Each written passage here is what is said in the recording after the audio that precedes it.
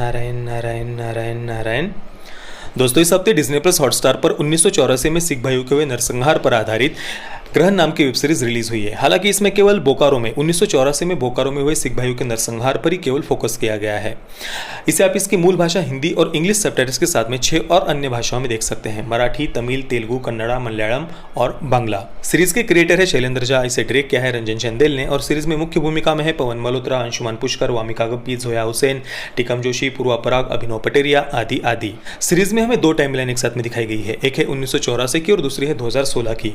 कहानी की शुरुआत होती है 2016 में एक पत्रकार की हत्या से। ये केस आती है अमृता सिंह नाम के पुलिस ऑफिसर के पास।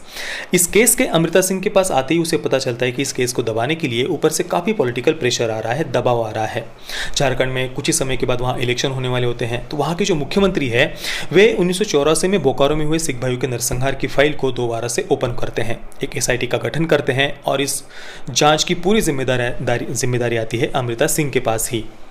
इस केस के रीओपन होने के बाद अमृता सिंह के पास एक फोटो आता है और उस फोटो से उसे पता चलता है कि उसके जो पिता है वे खुद सिख भाइयों के नरसंहार में सम्मिलित थे। हालांकि वो अपने पिता का नाम आज तक गुरुसेवक समझती थी, वे खुद सिख है, पर इस फोटो के सामने आने के बाद उसे पता चलता है कि उसके पिता का नाम ऋषि रंजन है।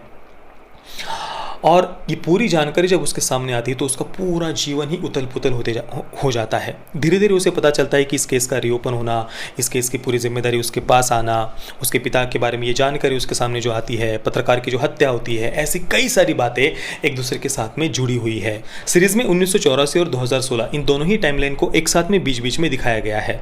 1984 की टाइमलाइन में ऋषि रंजन, उसका मंजीत नाम की युवती से प्रेम, एक स्टील फैक्ट्री का यूनियन लीडर जिसका नाम चुन्नू था, जो अभी 2016 की टाइमलाइन में हम देखते हैं कि वो अभी एक बहुत बड़ा राजनेता बन गया है। अपनी एक अलग से पॉलिटिकल पार्टी उसने खोल ली है, झारखंड निर्माण सेना, और वो अभी के जो झारखंड के मुख्यमंत्री है 2016 के समय में, उनके सामने मुख्य प्रतिद्वंद्वी है इलेक्शन में। तो उस चुन्नू का 1984 में सिख भाइयों के नरसंहार में क्या सहभाग था, ऐसी कुछ बातों को 1984 की टाइमलाइन में दिखाया गया है। अब देखिए, सीरीज का मेरा एक्सपीरियंस अगर मुझे आपको संक्षेप में बताना हो तो सीरीज में जो बातें दिखाई गई है वो सही है, गलत है, इन बातों को अगर हम थोड़ी देर के लिए साइड में रख दें तो टेक्निकली ये सीरीज एक्सट्रीमली वेल मेड है, इसमें कोई संशय नहीं। ये सीरीज हमें आखिर तक अपने साथ में बांध कर रखती है। शुरुआत में कई सारे प्रश्न हमारे मन में उपस्थित होते हैं और सीरीज के आखिर तक हम उन प्रश्नों का उत्तर खोजने का प्रयास करते रहते हैं, और बीच बीच में कुछ उन्होंने हिंट भी दी हुई है और वो बातें सब सारी कड़ियाँ फिर एंडिंग तक, आखिर तक जाकर फिर धीरे धीरे जुड़ती जाती है। और उन सभी प्रश्नों के उत्तर जब एंडिंग में हमारे सामने आते हैं तो वो उत्तर हमें निराश भी नहीं करते, यानी सस्पेंस उन्होंने बहुत बढ़िया तरीके से आखिर तक बना कर रखा है। जैसे कि सबसे बड़ा प्रश्न हमारे मन में शुरुआत में यही होता है कि भाई अमृता सिंह के जो पिता है, जो हमें फोटो से पता चलता है कि भाई वो खुद सिख भाइयों के नरसंहार में सम्मिलित थे, तो वो क्या छुपा रहे हैं आखिर अमृता सिंह से, और क्यों छुपा रहे हैं, क्यों वो खुद ही सारी बातें अमृता सिंह को क्यों नहीं बता रहे। ये प्रश्न हमारे मन में शुरुआत से ही होता है और उसका उत्तर जब एंडिंग में हमारे सामने आता है तो हाँ, वो उत्तर कन्विंसिंग था। बाकी 1984 के समय को भी उन्होंने बहुत ही सटीकता से और सूक्ष्मता से दिखाया है, फिर वो चाहे घर हो, गाड़ियाँ हो, मेकअप हो, वेशभूषा हो, हेयर स्टाइल हो, सभी चीज़ों को उन्होंने परफेक्टली रिक्रिएट किया था। और सबसे ज़्यादा जिस बात ने मुझे प्रभावित किया वो है कास्टिंग, यानी परफॉर्मेंसेस तो सभी के बढ़िया थे ही, पर 30 वर्ष के जो उन्होंने गैप को जो दिखाया है उसे दिखाने के लिए कुछ जगहों पर उन्होंने मेकअप का यूज़ किया है और कुछ जगहों पर एक ही पात्र के लिए किसी अलग कलाकार को उन्होंने लिया है। पर फिर चाहे उन्होंने मेकअप का यूज़ किया हो या किसी अलग कलाकार को लिया है, पर हम विश्वास कर पाते हैं कि भाई ये व्यक्ति अगर 30 वर्ष पहले ऐसा दिखता होगा तो हाँ, 30 वर्ष बाद ये बिल्कुल ऐसा ही दिखेगा। इतना बढ़िया उन्होंने एक्टर्स को कास्ट किया है। केवल अंशुमान पुष्कर से पवन मल्होत्रा की हाइट थोड़ी सी हमें कम लगती है, पर उन दोनों के ही परफॉर्मेंसेस इतने बढ़िया थे कि उस बात पर उतना हमारा ध्यान जाता भी नहीं। कुल मिलाकर ग्रहण को हम एक मैच्योर और एक गंभीरता से बनाई गई सीरीज कह सकते हैं। एक और बात जो इस सीरीज की मुझे पसंद आई वो है इसकी एंडिंग। यानी देखिए, आजकल कई सारी ऐसी वेब सीरीज आती है जो एक कहानी शुरू करते हैं, उसे किसी कंक्लूजन तक नहीं पहुंचाते और बीच में खत्म कर देते हैं।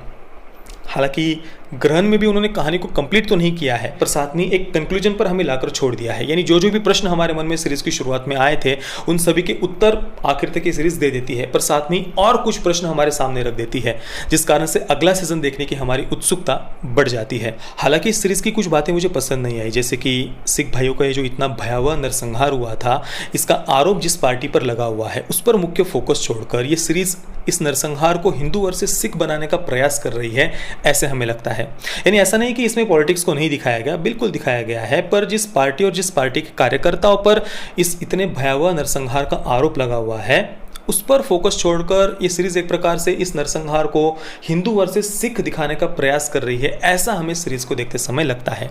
हालांकि हम सभी जानते हैं कि हिंदू और सिख ना कभी अलग थे और ना ही कभी अलग हो सकते हैं। हमारी संस्कृति, हमारे त्यौहार एक ही है। आप आज भी गुरु ग्रंथ साहिब जी को पढ़कर देखिए, उसमें आपको भगवान श्री कृष्ण की लीलाओं का वर्णन, प्रभु श्री रामचंद्र जी की महिमा का वर्णन पढ़ने को मिलेगा।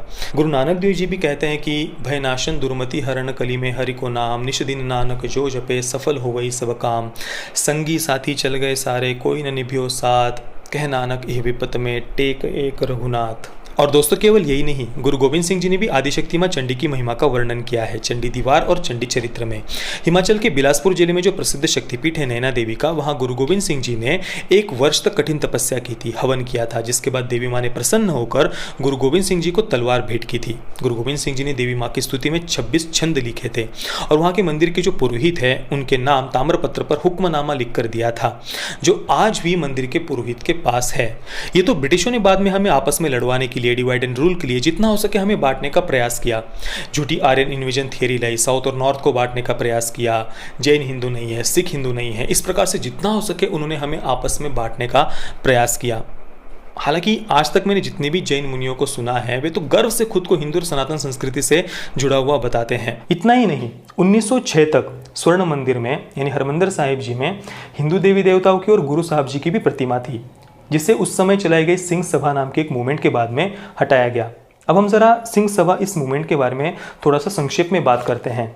19वीं शताब्दी के मध्य में यानी 1850 के करीब पंजाब में ईसाई मिशनरियों का प्रभाव बढ़ने लग गया था। वहाँ पर कई सारे हमारे जो सिख भाई है उनका धर्मांतरण हो रहा था और इसी वजह से सिख धर्म को पुनर्जीवित करने के लिए, जिनका धर्मांतरण हो गया है उन्हें वापस अपने धर्म में लाने के लिए सिख सभा नाम की मूवमेंट की शुरुआत की गई थी। पर ये जो मूवमेंट शुरू हुई थी उसका आउटकम कुछ और ही निकला। ब्रिटिशों के कारण हिंदू और सिखों में खाई पैदा करने का, फूट डालने का प्रयास उस समय किया गया था। इस मूवमेंट की शुरुआत जो सनातन सिख भाई थे, जो ज्ञानी जी थे, जो ग्रंथी जी थे, उनके द्वारा की गई थी।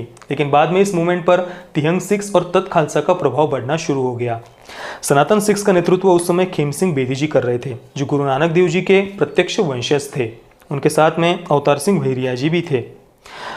जो हमारे सनातन सिख थे वे वेदों के ज्ञान में, मूर्ति पूजा में विश्वास करते हैं और वो सिख और हिंदुओं को एक ही मानते हैं। पर तत् खालसा का इसको विरोध था, वे सिख धर्म को हिंदुओं से बिल्कुल अलग मानते थे और इसके बाद में फिर इस मूवमेंट पर उनका प्रभाव बढ़ते ही चला गया। फिर 1905-06 में स्वर्ण मंदिर से यानी हरमंदिर साहिब जी से जो हिंदू देवी देवताओं की मूर्तियां थी, जो हमारे गुरु साहब जी की मूर्ति थी, उनको हटा दिया गया। तो कुल मिलाकर कहने का तात्पर्य यह है कि इस इतने भयावह नरसंहार का आरोप जिस पार्टी पर लगा है, जिस पार्टी के कार्यकर्ताओं पर लगा है, उस पर फोकस करना छोड़कर इसे जबरदस्ती हिंदू वर्सेस सिख बनाने का प्रयास किया जा रहा है, ऐसा सीरीज देखते समय हमें लगता है, जो मुझे कम से कम सही नहीं लगा। बाकी सीरीज टेक्निकली वेल मेड है, इसमें कोई संदेह नहीं। मैं ग्रहण को दूंगा 8 out of 10 stars. Parental guidance की बात करें तो सीरीज में न्यूडिटी नहीं है, पर एक रोमांटिक सीन था जो बस कुछ सेकंड के लिए था। बाकी वायलेंस सीरीज में ढेर सारा है, स्ट्रॉन्ग लैंग्वेज है, तो बच्चों के साथ देखने जैसी तो ये सीरीज़ बिल्कुल भी नहीं है। बाकी आपने अगर इस सीरीज़ को देखा है तो आपका एक्सपीरियंस कैसा रहा मुझे आप नीचे कमेंट में ज़रूर बताइए। जय श्री राम, वंदे मातरम।